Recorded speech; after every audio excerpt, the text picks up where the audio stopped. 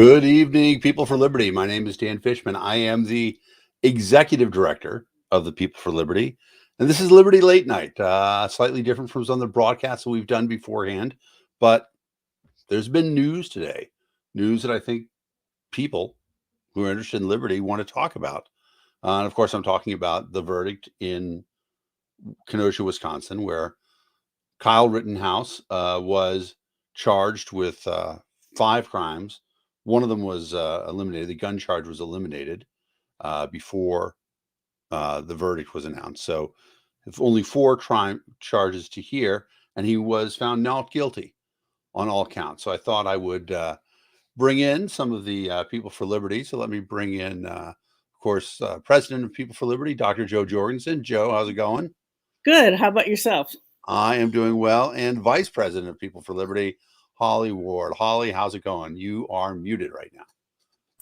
Yes, I was waiting to hop off. Usually I have a studio and it's a little bit neater, but we couldn't wait to talk about this. So this is live as Holly gets. So let me start off with a little summary, and you guys feel free to jump in wherever you can. But for somebody who's been living under a stone, this all starts with a man named Jacob Blake being shot by the police in Wisconsin.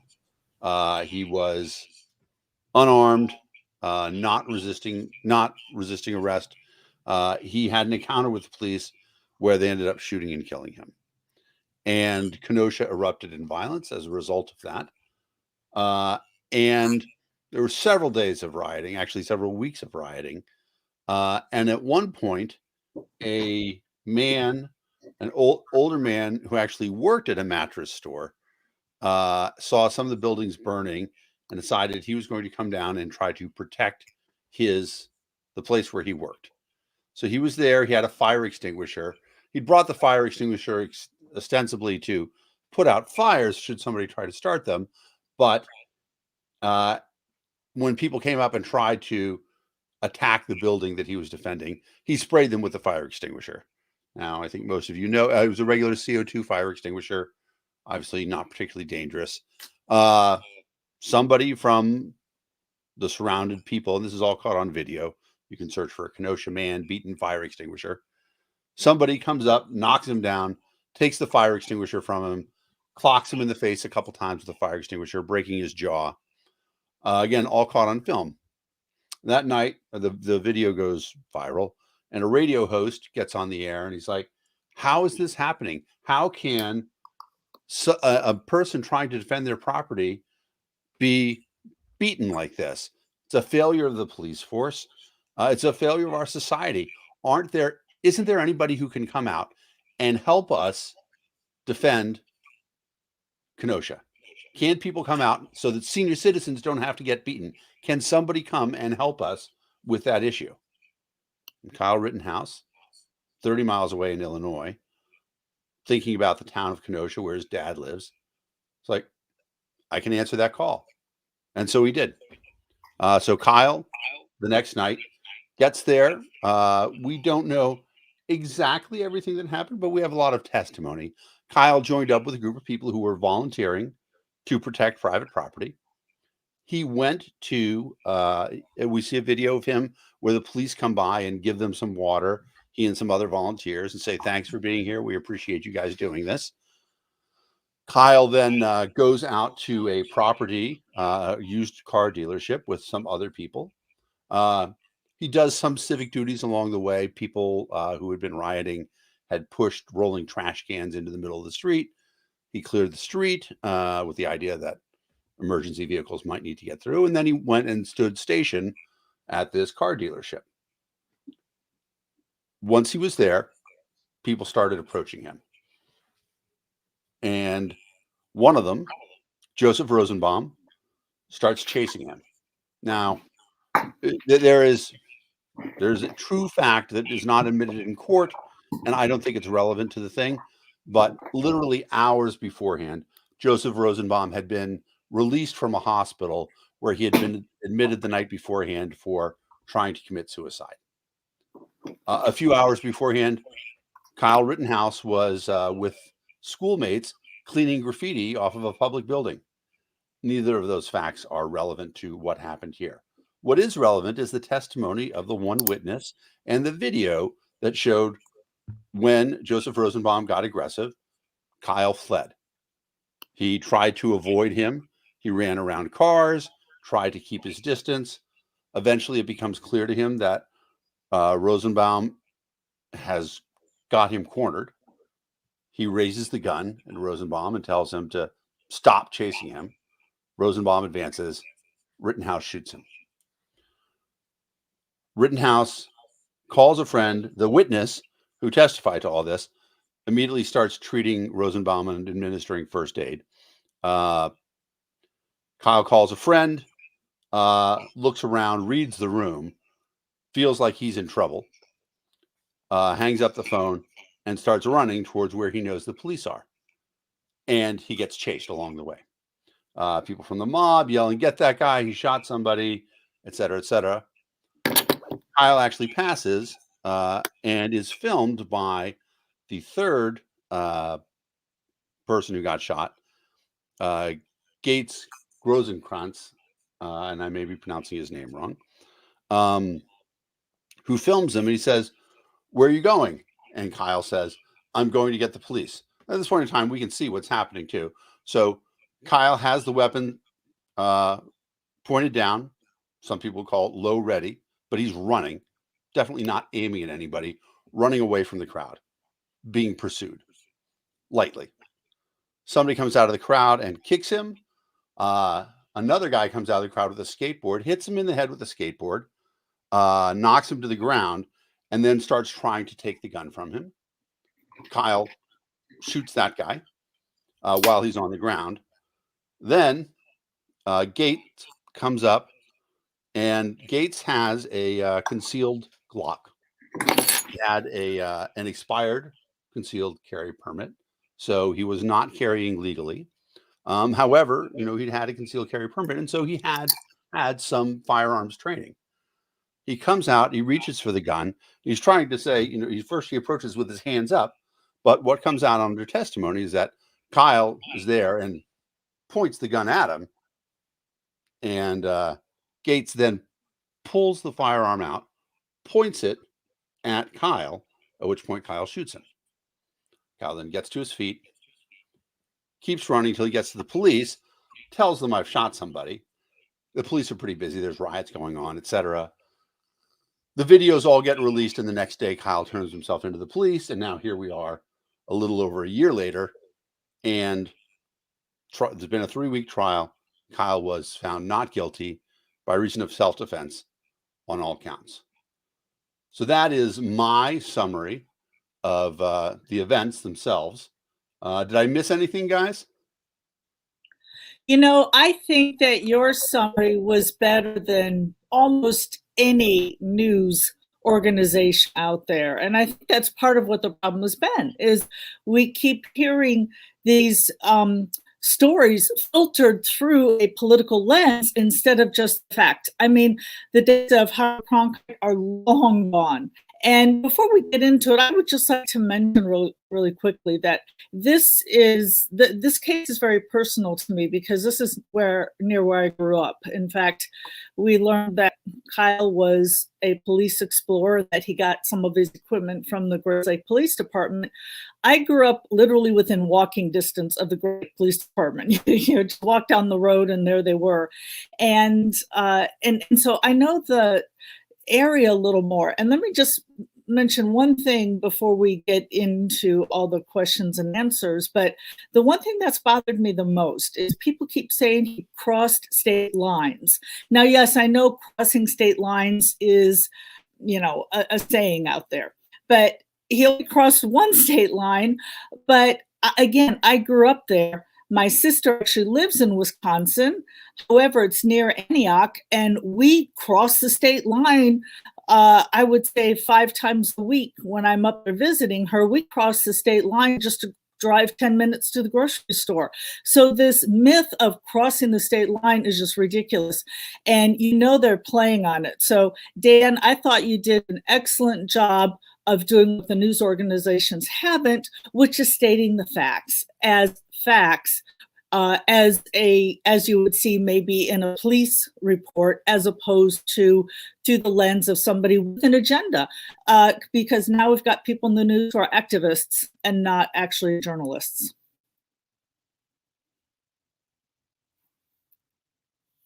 Oh, I can't hear you.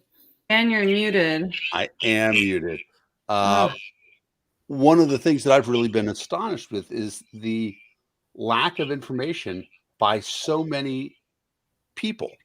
Like very few people know that there's general agreement that Kyle was trying to avoid the person that he ended up shooting. Yeah. Go So ahead, Dan, Holly. can I talk about my ignorance on this a Please. little bit? So when it first started, back when the original incident happened, I honestly didn't pay much attention to it in the news other than it was another news story. And I had a lot of misconceptions until the videos were released. I thought this was a racially charged shooting. The way the media had really portrayed it, I thought Kyle Rittenhouse had shot a bunch of Black people. That was how it had kind of been portrayed as this huge racial riot that was happening, that was the sentiment and what occurred. So I remember when I really started doing my research in the beginning, I was like, man, did this guy just go shooting a bunch of Black and African American folks everywhere? And the media didn't really stop that. They kind of let that be portrayed for a while.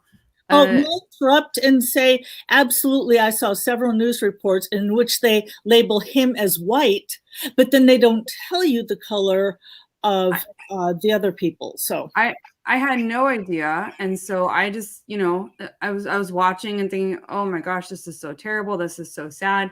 And then as the case was being brought to my attention more and more research was being done. And ultimately when the videos came out, I thought this isn't what the media is portrayed at all, which shouldn't be a surprise to myself or anybody else in the liberty movement. We all know that the media has such bias and corruption. So I said, okay, well, gosh darn it, I'm gonna have to do some thinking for myself, right? What a novel idea.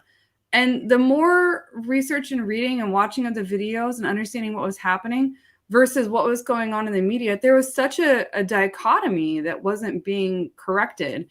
But then I also noticed there's been a lot of discussions about Kyle Rittenhouse's character and if people like him or don't like him. And I think people forget that it doesn't matter. Your rights don't go away because somebody likes you or dislikes you. He was a junior ranger, and some people say that means he's pro. It doesn't matter. Who cares if he's pro law enforcement, if he's pro dogs?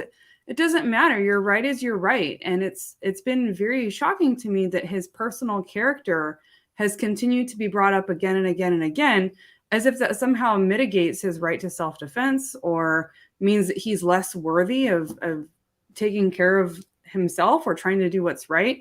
You can agree that you don't like him, but that doesn't mean that he suddenly loses all of his rights. Have you heard any of that commentary, Joe? Oh, absolutely. Well, people keep saying, well, he shouldn't have been there. He shouldn't have been there with a gun. But I have yet to hear anybody on the news say, well, maybe the other people shouldn't have been there with guns either. But that doesn't matter. We've all been in places we shouldn't have been, even goody two-shoes me. And just because you're perhaps in a place that you shouldn't be doesn't mean now your rights are taken away. Yeah, absolutely. And that's part of, I feel like a lot of just liberty conversations in general. Politics and the government and the media has really tried to guide and steer us toward the value of right versus wrong in terms of an individual or personal character instead of addressing the issues at hand. I'm amazed that there's so much backlash at today's verdict. Even Joe. Oh, go ahead, Joe. Oh, I'm sorry. I was going to say, there's kind of a framing issue here because I've seen so many people, some specific journalists out there saying, oh, well, he gets a pass because he's white. They're going to acquit him. Well, let's frame it this way. I have seen many legal scholars saying that he should have never even been brought to trial. So instead of framing it as he's white and he was acquitted, how about let's frame it as you've got a white person who was brought to trial who perhaps shouldn't have even seen the inside of a courthouse. So you can frame it any way you like. But well, again, because the media are now activists, they frame it in a certain way. Well, the media are activists for ratings, and I think that's really important to remember. So we can use all of the words, right? I've seen so many terrible things about Kyle Rittenhouse, and I looked them up and did research on everything, only to learn like his victims were tawdry too. One of them was a pedophile who like molested 6 boys. And it's not to say that any of that makes it right or wrong or better or worse, but the media is purely focused on just the personal character of Kyle Rittenhouse, not about the constitutional rights, not about the Second Amendment, not about the right to self-defense. None of that has been the narrative that's played out in the media, and that's heartbreaking. Right. And we've got the 3 branches of government for a reason.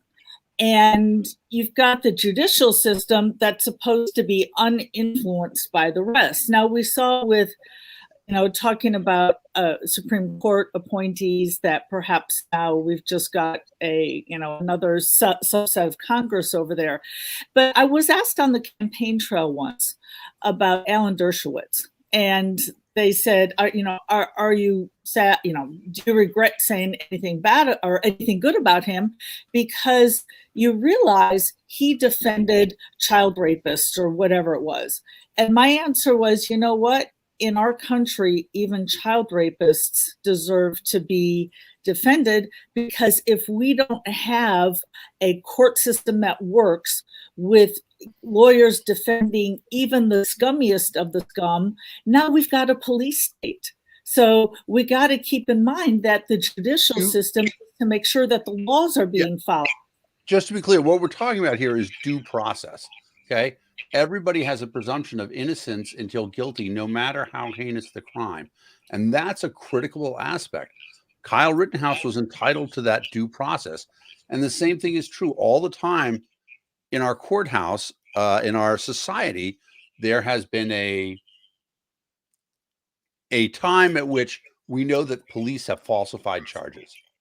And that's why we have courthouses. That's why we have to accept the fact that sometimes people have been framed of terrible crimes. And therefore, everybody is entitled to their day in court up until the point that, then the court makes an informed decision. And one of the important thing that, can I interrupt just real quick, and then you Sure. can, and that's what sets our country apart from other countries.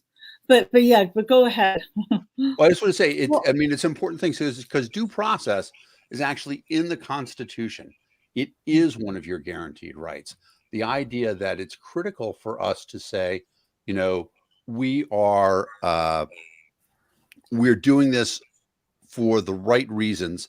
We are having a court trial because there is a possibility that there is something wrong here. And, the question of self-defense, I agree with what you had said earlier, Joe, that there are a lot of people who said this is pretty much open and shut. But having a trial is never a bad thing.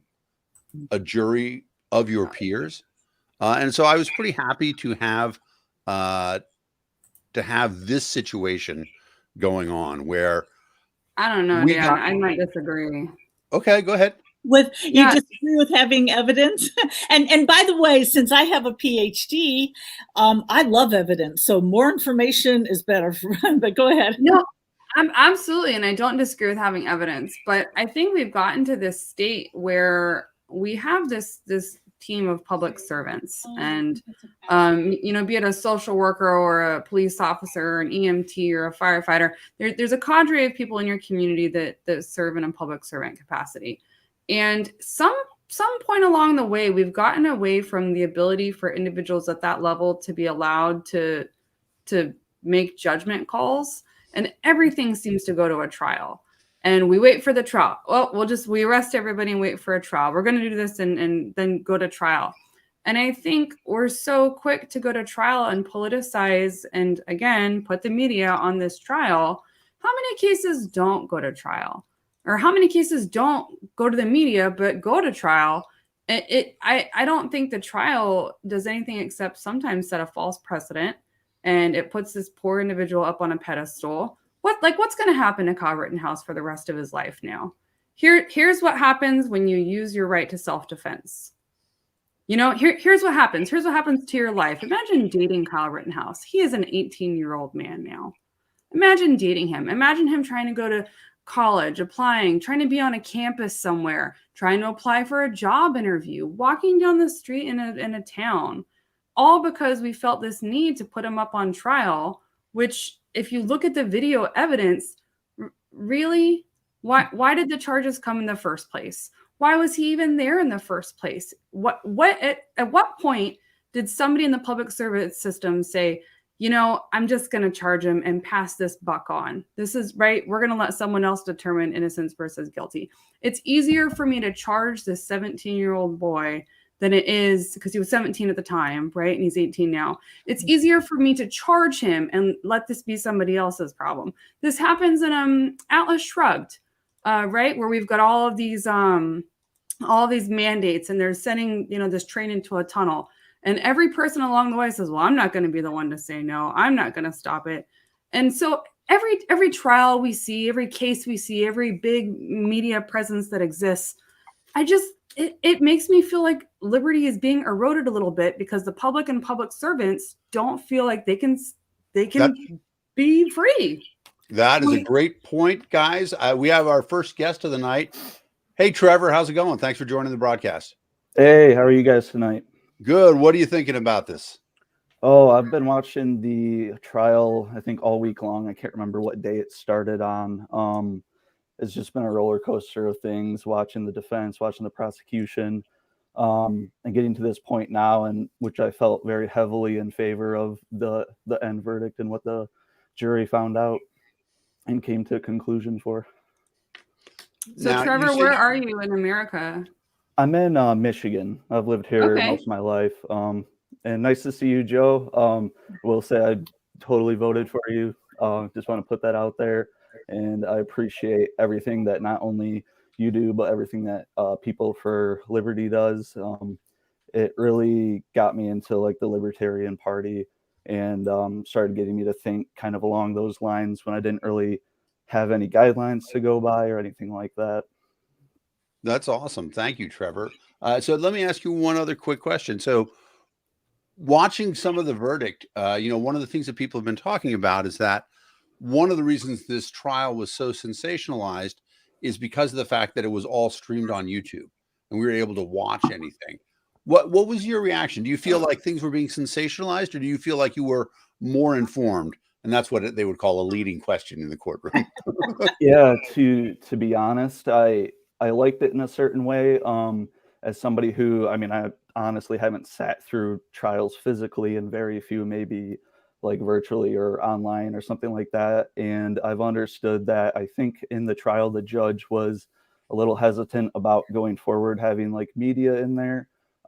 But honestly, I think that it was something that's good for everybody, because there's transparency. You can see what the defense is doing, the prosecution. You can see the judge's reactions. You can see all the questions that are asked. So all week long, I just had it going as I was working remotely, and just hearing everything. By the end, I felt better about it because I knew most of the facts. I'd seen most of the evidence. And unfortunately, right now, a lot of people, I feel like, yes, they have an opinion, but sometimes I don't think that they even have seen the evidence. And it's really hard to even start any kind of conversation or debate with somebody like that. Yeah, and you make a good point how they haven't seen the evidence. In the olden days, we had journalists there who would be, condensing it and giving us the Reader's Digest version at the end of the day, so that we didn't have to be so vigilant. And it's just sad that we live in a country now in which we do have to kind of see it to believe it, because we don't have anybody there who is looking at it factually. Right. Yeah. Those are outstanding points. Trevor, thank you so much for joining us. Yeah. Have Thank a you for good having time me in on. Michigan. I hope that I'm going to be out at your convention next year. Look forward to meeting you in person then. Awesome. I might have to come to that. You guys have a great night. Talk to you later. Thank Thank you you. for joining. And Dan, could I make a comment on what Please. Holly said earlier? So Holly, earlier you were talking about trials and how everything goes to a trial now, and it would be so much easier. Keep in mind, our whole country has gone that way, and it's because I remember, especially in the 1990s, when we were talking about holding down medical care costs, people were talking about tort reform and how everybody just sues at the drop of a hat, and they talk about how you can sue a ham sandwich. And it really has gotten to the point. I was listening to a podcast in which somebody was talking about, but I'm new to the world of podcasting, by the way. But so somebody was talking about, hey, if you jump off your roof, whatever, pointing out the law of gravity, right? And then the host said, now, don't really jump off the roof. Okay. You can't do that. Okay. Don't do that. And I thought, that's probably so he doesn't get sued. And I have a, kind of a health foods cookbook that is, more on the natural side. And the author was saying that she doesn't peel her carrots. She kind of just rinses them under the water. And then she gives this long thing about how, well, some people say you should really scrub them to get rid of the germs. But I find for me, and I realized, oh my gosh, she's doing this so she doesn't get sued. And it's everywhere. But Joe, that comes back to safety provided by the state in exchange for your personal freedoms and liberties. And so I was traveling in France a few years ago, and the train came up, like their metro train, and there was a gap and there was no barriers. And so I live in Washington, D.C., and we have the metro here, and I've been in New York and lots of metropolitan areas. And the train was just right there. And I remember being very shocked by that. And a Frenchman laughed at me and he said, "You American, you're scared of the train?" And I said, well, how do you know, the train is right there. There's nothing to protect you. And he said, "You don't know to not stand in front of a train." Right. And just, the way that it was said. But and so now people, it's so much easier to just, well, the government will take care of it, instead of allowing a sense of personal responsibility. And so when you think about, well, it's just easier to charge and sue. It's just easier at each step of the way. And, this is only happening in certain cases. Like, where was the Ahmaud Arbery case? Why wasn't that plastered all over the media? Yeah, I saw somebody commenting on that, and not to get too far off the track, but I just you brought up something that is so important about freedom, and even Social Security. We're told, oh, we're not smart enough to take care of ourselves, so they have to do it for us, and so everything now is going to the government. But people are also, there's this sense that that's how it's supposed to be, right? And it's okay, and we should head in this direction because the government can clearly operate in our best interest, and we can just let the government sort this out. We can have the government handle all of these things. I don't know what happened to the idea of personal liberty and responsibility. Maybe that's why I'm so passionate about people for liberty and just being in the liberty movement in general. But everything seems to trend that way. And someone mentioned, it might have been Trevor, nobody had watched the evidence because we're just trusting. We're just trusting what's coming out and what's being told. And the sense of personal responsibility, you have to click the article and read the headline before you have an informed opinion. Seems to just be gone. The media said he's bad, so he's bad. So someone else said that they're not a good person, so they have to. They clearly can't be a good person. Oh, hello, Ken Woman. Yes, wonderful person. I was just saying hi to him too. Right, one of the universally loved people in the Libertarian Party, and that's hard to be. Yes, he was. Ken, come on the show. Yeah, Ken, you should log in. He was. The link is higher up in the thread. One of the fascinating things too is that with everything online now, all the testimony, and one of the really interesting things about this too is there's a company that we actually are looking at called Rev that does transcriptions, and so they're actually printing out transcriptions of every day's testimony as well, which is great because then it's searchable. But now, if you want to talk to somebody about what happened, everything that happened in court is online, and that's great because there's a great point. There's a point where, at one point in time, people were confused about what happened in the last confrontation between Gates and Kyle. I was very confused. Yep. And then it comes out, and the lawyer did a good job of this. Mhm. And it comes out that Gates himself admits, and then I pointed my gun at his head. So, yeah, there are all these people who think that Kyle did something wrong. And so we talked about this a little bit on the People for Liberty post about this, that, there is this important concept of being a witness, bearing witness. And in fact, there's a lot of tradition of righteous people saying, I'm going to go be an observer of this situation. I'm not going to get involved. I'm just going to be an observer. And in fact, Mr. Rosenkreutz was there as a legal observer for the ACLU.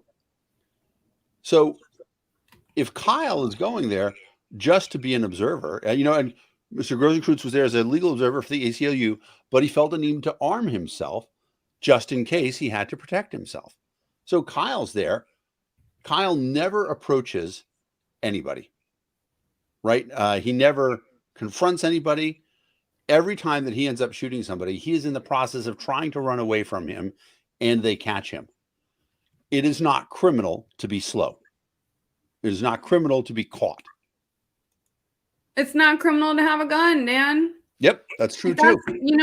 That's the part that just seems to blow my mind, is we're persecuting someone.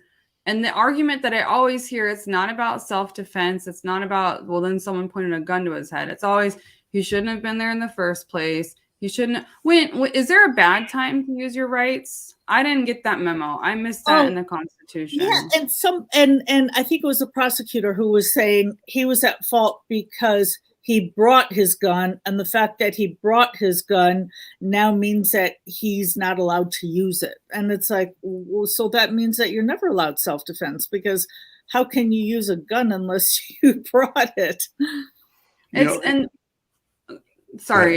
This fires me up too. I spent a lot of time as a violence prevention integrator to actually help reduce violence in the military workplace, and like domestic violence and sexual assault. And I've heard these same lines and monikers all the time when we talk about rape.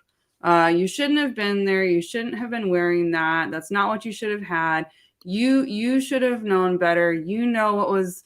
And when we talk about that in a different context, immediately it becomes victim shaming and victim blaming, and that's not what we should be doing. And yet we're so comfortable here using that same verbiage. But I see we've got somebody tuning in down there. We do. Hey, Suze, how's it going? You are muted right now. So I think we're going to keep. There you go. You're unmuted. Good job. Pretty good. So what do you think about the verdict today?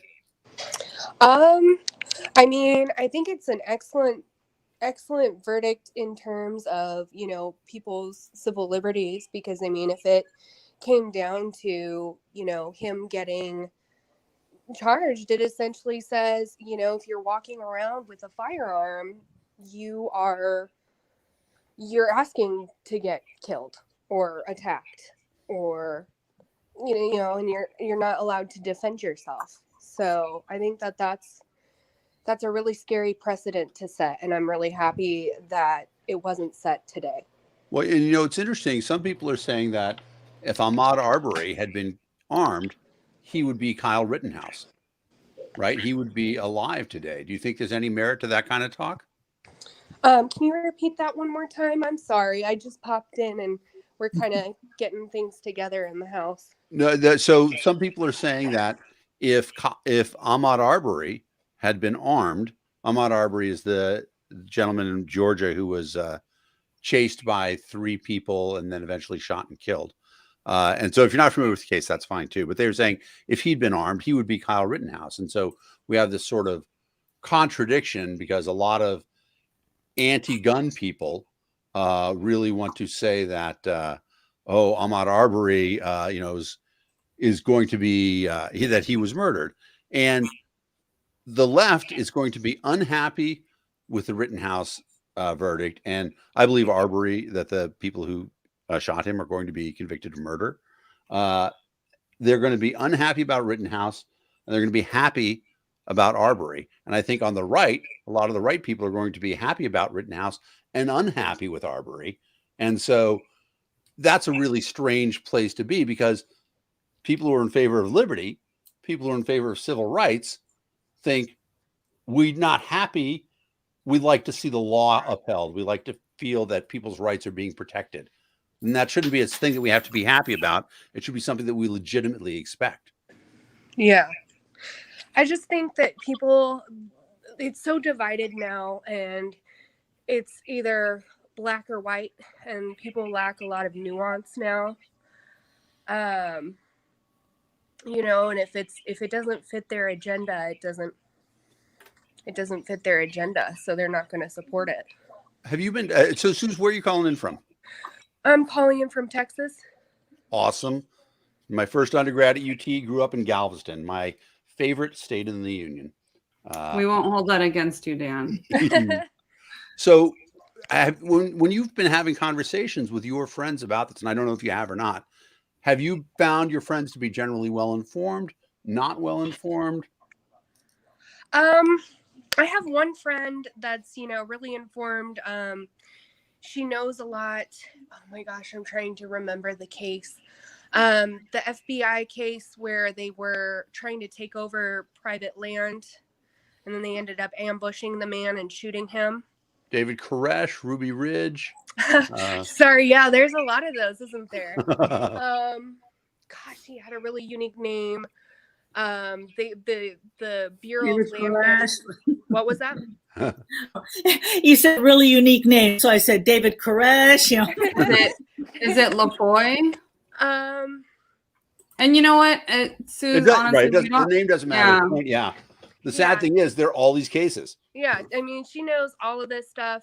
We talk about it. I have a couple other friends that talk about it, but it's gotten to the point where we have these people. I'm in a very left-leaning group chat that started before COVID happened, shortly before, and basically it's gotten to the point where we can't even question the vaccine, or we're not going to be friends anymore. So we had to start a second group chat of smaller, of three of us who are two of us have been vaccinated. I haven't. I was actually cautioned that I'm probably too overweight. So I'm okay, can you give me a doctor's note, something? But you can't even question it. It's you're against science. And it's well, one of my friends, he works as one of the friends in the group chat, he has I want to tie into one thing. So I appreciate the fact that you are trying to engage people who have different beliefs. You talk about being in a left-wing chat. That doesn't seem to be, because it seems to me here on the Rittenhouse thing, people are deliberately not engaging with people who don't agree with them. Yeah, and I'm here. Yeah, and I've actually started writing a blog about this, which hint, spoiler alert, I'm going to talk about how people who are not freedom-minded are just plain mean. And we see that with the vaccines, we see that with other things. And, I think back to the 1960s when, some people smoked cigarettes and some people didn't.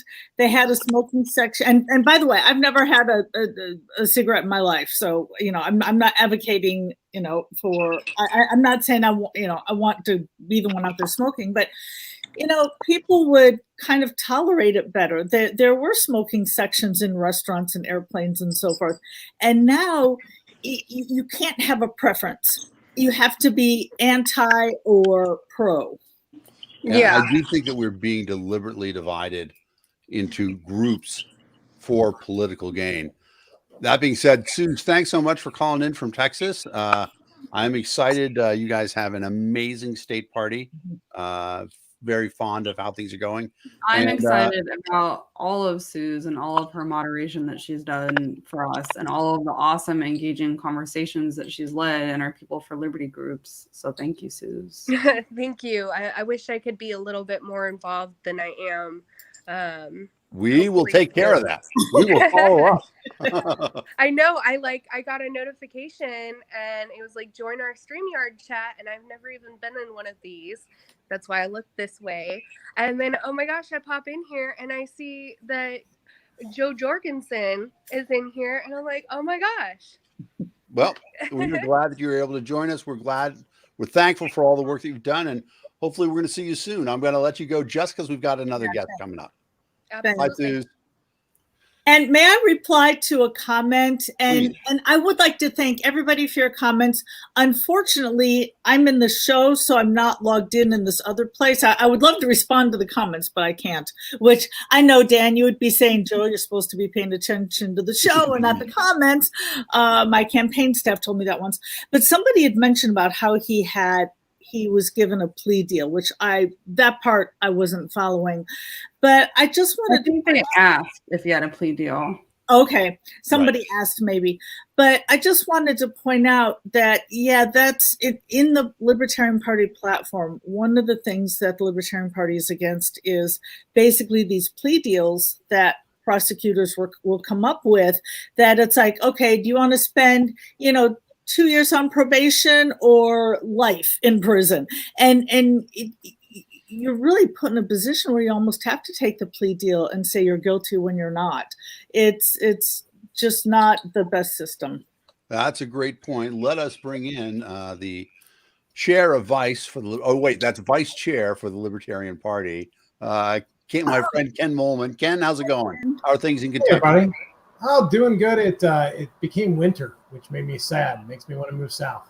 Yep. Well, as Jon Snow could have told you, winter is coming. So, indeed.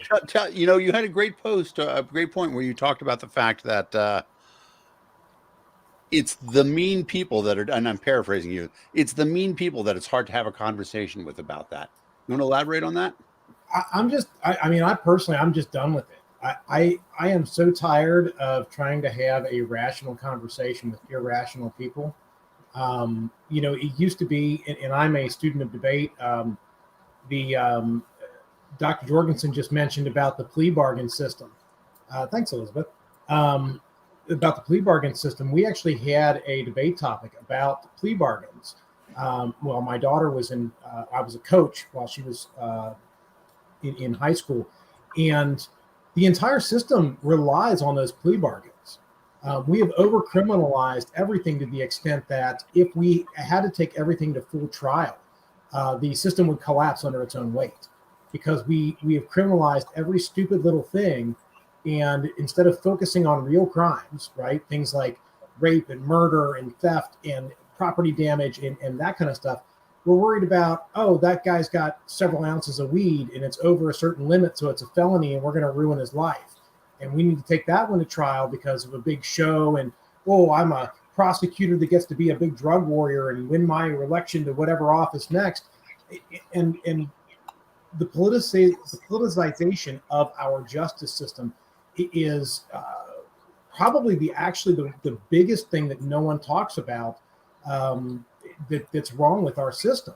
That our courts are supposed to be neutral, they're supposed to be fact-based. And on the topic of Rittenhouse, I didn't know where these guys were going to come out on the jury.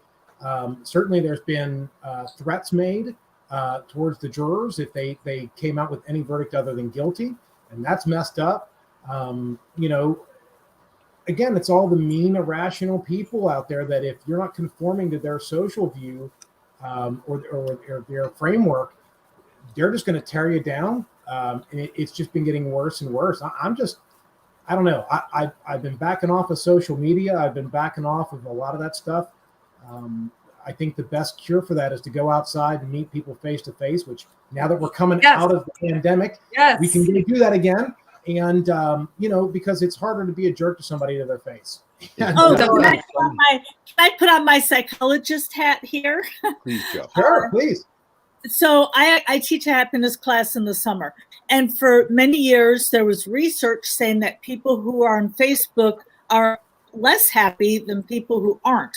But it was just correlational. You know, they were thinking, well, maybe the kinds of people who go on Facebook are people who are a little more shallow and worry about showing off, that kind of stuff. Well, they have since done true experiments, and they have discovered that, yes, people are less happy when they go on Facebook, and we are social animals. And so when I go through a short and condensed happiness lecture in my intro class, and I give the little, 8 rules for being happier, one of them is make friends and see them in person and get off Facebook, unless you're one of the rare people who does it for good rather than evil. When you're really talking, you see your new niece or something, as opposed to, here's a picture of my vacation, everybody get jealous. But I no, want to go back to go ahead, Dan. Holly, and then I'll go. Well, anyone that knows me, I'm a big in-person person. I am not a fan of the internet. COVID was not kind to me in my social circle because I hate screens, and there's a certain magic about working an event with somebody, and you can have, inside jokes. Or Simon Sinek talks about the in-between moments. Oh, my name is covering my gesture. The in-between moments in in-person events is where you build trust in your team. And so Simon Sinek talks a little bit about when you go to a conference, you don't build the teamwork and the trust in the conference. You're not like, oh, great report, Bill. It's the 5 minutes before where you say, hey, Dan, I heard your wife was sick. Is she okay? Or afterwards when someone says, so your kids are going to this school now. How is that? And those little moments of nuance or conversation are completely lost, and the empathy is lost, and the trust is lost. And so then we're placed in these positions in society. Life is hard. And when it comes time to talk about a hard conversation or a hard even value proposition, nobody knows what to do. It's transactional. Nobody knows how to just have a conversation. And I have friends that I, agree and disagree with in person. Some are very progressive and some are very conservative in the political spectrum. And, I'm proud to call them my friends because we can disagree on some pretty intense conversations, but it's polite. We come at it with facts. No one's ever left my house and been like, oh, you're a jerk. And I'm like, oh, well, you're stupid. Well, hang on. No, kidding. I don't think I've ever called you a jerk. But no, but there's absolutely, Joe, like being with people. And I'm not tired of debating people. I'm not tired of talking to people. I'm tired of the internet comment section being the only form of political discourse. And if that's not where you're responding, then clearly because insert whatever insult. It's one-dimensional too. There's a one of the great feedbacks that Holly has given me is like, Dan, when you're on a podcast, we can tell when you want to say something because your face goes right. And that's a legitimate statement. There are all sorts of things that you pick up on somebody when you're in person with them, body language, stuff like that makes a lot more sense than just reading the words they've written. I want to go back to something Ken had talked about how the system has become very streamlined and there's a big rush towards verdicts. There is, in Texas, there was a relatively famous case where a kid who was pre-law at the University of Houston got pulled over for something that it was clearly an illegal search. Public defender said, look, you did this. It was an illegal search, but you did it. I've talked to the judge and he's going to let you out with just 2 weeks. He's like, no, it's like, it was an illegal search. I want to go to court. And the public defender is like, well, look, buddy, if I put you in front of a judge, he's going to be mad for wasting his time. He's like, no, I want to be in front of a judge. To make a long story short, and then the judge reads him the riot act and they put him in jail and he holds him in contempt of court. To make a long story short, as it turns out, the public defender and a judge were in cahoots and they were sentencing people beforehand. And, I know a lot of libertarians get mad at the ACLU. The ACLU broke that case because they tried to shut that kid up and he went to the ACLU and they're like, oh no, we'll spend a lot of money to fight that one. Now look, Dan, I don't think People for Liberty would exist if we all trusted and believed the ACLU. So I'm not saying they haven't done a lot of good, but I really feel like, if you look at their donation records, they donate to one political party alone. I really become sad over the past 5 or so years with the I, ACLU. IJ is definitely a better place, but I mean, listen, you're going to have different organizations out there, and the ACLU does do a lot of good work. There are places where we disagree with them. I just saw a article, I think, from Reason just today that they were, and I only read the headline because, again, social media, I was like, yeah, that's negative. I'm skipping over it. But it was something about how Reason was saying libertarians disagree with ACLU, something about, and they tagged it because it's a magazine, right? And they're a publication. I'm sure it was a salacious headline just to get clicks, but it was ACLU says that Rittenhouse had too much freedom. Now, right. I don't know if that's really what they said. I'm going to guess that's not what they actually said. Maybe that's a way to paraphrase it through somebody's particular lens. But, you know, they do speak out well on First Amendment issues specifically. We've worked with the ACLU here in Kentucky, with the Kentucky Party in the past on liberty issues. And, you know, I think there are places where when we can work together, we should. And you know, I'd encourage People for Liberty. I'm sure you guys are doing that. You know, when there's a coalition, an issue coalition, work with them because, you know, there is strength in numbers. And, you know, the weird part about being a libertarian is one day we're working with Democrats and the next day we're working with Republicans and the next day we're working with independents because we're consistent. We have a philosophy, and sometimes the ends happen to align with the other folks' desires, but we always have the same goal, which is increasing individual human liberty throughout the world. You know, in your neighborhood. Yeah, and Ken, you know, sometimes that's the case for things that you wouldn't think would be the case. For instance, Democrats, they were all about free speech in the 1960s. They were the ones who wanted to, you know, yes, you should have your right to say anything. Well, once they then gained ground for what they wanted, now all of a sudden, no, you can't say anything. And I watched an interesting speaker who pointed out that they were probably never really for, actually, he was very adamant, they were never for free speech. They just wanted free speech long enough so that they could win this battle, and now it doesn't matter. So even when you look at when Republicans say they're for something, Democrats say they're for something, but then you look at how they vote, it doesn't line up. So I think a tie-in with what you're saying, though, is that the people who were really arguing for free speech were mostly the hippies, the people who wanted to burn their draft cards, who wanted to speak out against the war, that sort of thing. The liberty movement is directly descended from the hippie movement in the 60s. Peace, love, anti-war. I mean, that's us now. That was them then. So that I'm proud to, you know, inherit that that awesome music and but also that heritage of free speech. And it comes back around to what's happening right now. So, Ken, I did actually find the ACLU statement. It's not quite that they said that he had too much freedom. That definitely is very clickbaity. They did, however, try to make it into a very a racial comment, saying the police drove the crowd towards white militia members to become armed vigilantes in the street. Yeah, that's I don't buy that at all. I think that's crazy. Wasn't the Kenosha police, weren't they told to stand down? Was that one of the ones where they were told to stand down by the government? No, because they were definitely out there, okay. But they were. I mean, Kenosha's not a big town. But right.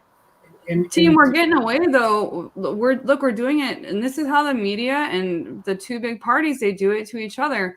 We're honing in on the nuance around the situation and what we were doing and why was he there. Who cares? Who cares? At the end of the day, he had rights. He used his rights. That's all that matters. I don't care if I don't care. I don't care if he's a mean jerk off. You know, like I was active duty, and I don't like that you're saying that, but I'll defend your right to say it. You know, it's the same conversation that I hear about people kneeling for the national anthem. None of it matters. It's his right. It's his right that belongs to him. He has the right to self-defense. And if he was great, nice, supposed to be there, not supposed to be there, fact of the matter is that's his right, and he used his right. And he shouldn't ever have been on trial. He shouldn't have ever had to go up against that. And we should stop being divided about interconnectedness, because you can tie this to so many, right? Today's the Second Amendment case. This could easily be a drug legalization over incarceration based on cannabis use. It could easily be, there's so many different individual liberty issues where the government overreach, and Ken, you mentioned earlier, the overregulation and this vast administration of laws is what's driving the slow erosion of liberty. And we're just picking at each individual right and liberty of an individual one by one by one. We have to stay focused on that, I think. You're absolutely right. The circumstances about why he was there are relevant to the shooting, right? If I find myself in the wrong part of town, or if I find myself, in a situation where I have made a mistake, that does not forfeit my right to self-defense. And that's the key to this particular case, I think. To be fair, I didn't follow it as closely because I have been backing away from all the toxic stuff. Boy, was there a lot of toxic arguing over this issue. I figured I'd wait. The facts would all come out based on what I've seen, based on what I've heard. As a parent myself, I would have, not advised my child to go to that place. I would have probably said not to go to that place. But once they were there, they would have had the right to defend themselves. And that's the difference, right? Is that I think somebody mentioned it before I came on. It's that victim blaming mentality that in other scenarios, we change this around and change the circumstances of shouldn't have been there, right? That phraseology of they shouldn't have been there. Shouldn't have been dressed that way. Exactly. Yep. I'm glad you said it, Dan. I didn't want to. So tail hook all over again. Yeah, Holly brought it up first. Yeah, I did. It's because it's the same parallel. It's the same. It's the same words and phrases we use to address different issues, and I can use the phrase to support what I want and be against what I want, and it's just dividing a value line amongst people instead of getting back to people. Well, and I'll tell you, Ken, I wanted to stay out of it, and then I just saw people completely lying about what had happened. And some of them were intentional. Some of them were repeating lies that they'd seen in other places. But, nobody knew about the fact that, Kyle was there in response to that old man being beaten the day beforehand. He deliberately came in response to that thing to try to make sure that more old people didn't get beaten. And that's not a bad thing. And, we have a blog up at People for Liberty. People should check it out, peopleforliberty.org, talking about the fact that legal observers play a really important part in protest movements around the country. Kyle's intention wasn't to shoot anybody. And we know that because he never approached anybody. The only people that he shot were people who were chasing him. Right. No, and that's, if we're going to victim blame, I don't know why you antagonize a dude with a gun. Like that's not something I would recommend either. Like, just generally speaking, that guy has a gun. I'll leave him alone. It's not even antagonizing. Like the gun was pointed in his face. That goes beyond antagonizing. Right. Well, that's what I mean. Like, but you know what, Ken, and again, not to get too far off the topic, but you bring up a great point, Ken, because unfortunately, a lot of our college students in our country are now being told, okay, you can have a safe space. If you don't like this idea, you can get away from it.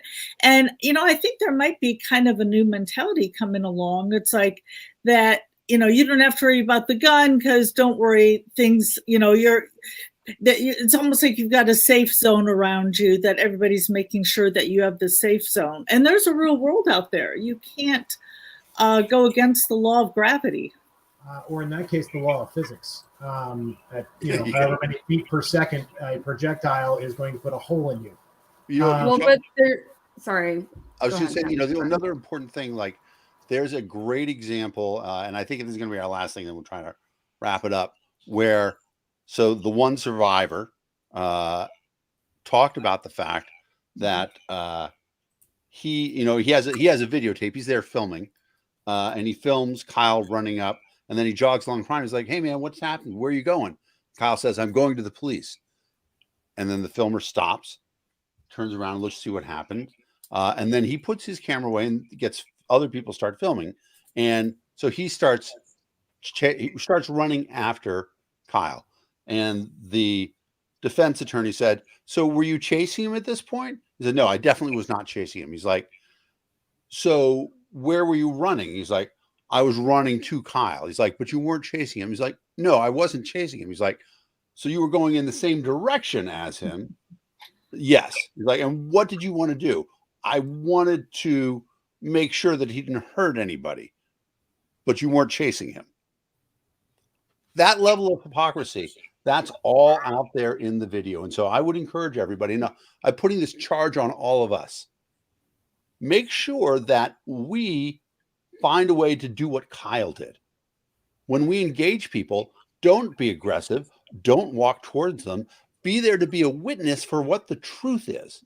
Talk about what the truth is, because we have examples. We can point to all the videos that are online. Say, go see this, see what happened. The verdict didn't come out of nowhere. If we can follow Kyle's example, maybe we can get more people to understand what happened here, and more people to realize that all of us together, we are the people for liberty. With that being said, anybody have any last words? I think we are at the witching hour. I just want to say thanks for having me on. You guys are all awesome. I've worked with all of you in different capacities, and it's a good team over here. And so I see it scrolling by at the bottom, peopleforliberty.org. People should, help your organization grow. I think you guys are doing great work, and it's necessary work. So, and I like I said, I can personally vouch for each of you. I've worked with each of you in different capacities. So I'm glad to see the team over here, and keep up the good work. Thanks very much, Ken. Good night, Holly. Good night, Joe. Good night, Ken. And good night, People for Liberty. Please, peopleforliberty.org. Check out the website. Read our blog on this issue. Get out there and do the work of liberty. It's important to remember that liberty